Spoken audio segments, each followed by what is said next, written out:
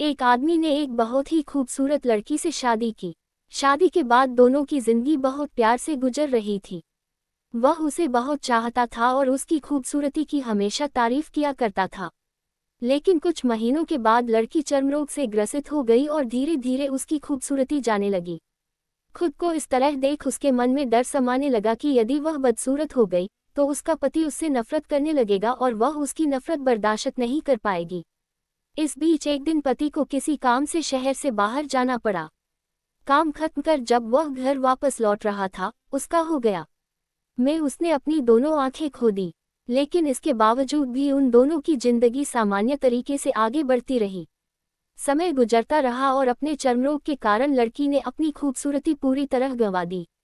वह बदसूरत हो गई, लेकिन अंधे पति को इस बारे में कुछ भी पता नहीं था।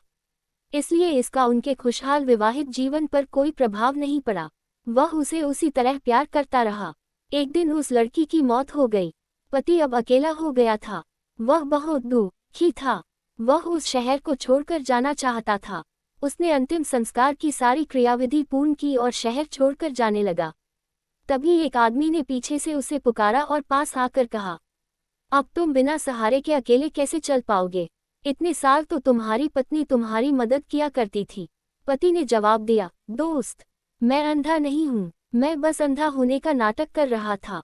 क्योंकि यदि मेरी पत्नी को पता चल जाता कि मैं उसकी बदसूरती देख सकता हूँ, तो यह उसे उसके रोग से ज्यादा दर्द देता। इसलिए मैंने इतने साल अंधे होने का दिखावा किया। वह बहुत अच्छी पत्नी थी। मैं बस उसे खुश रखना चाहता था।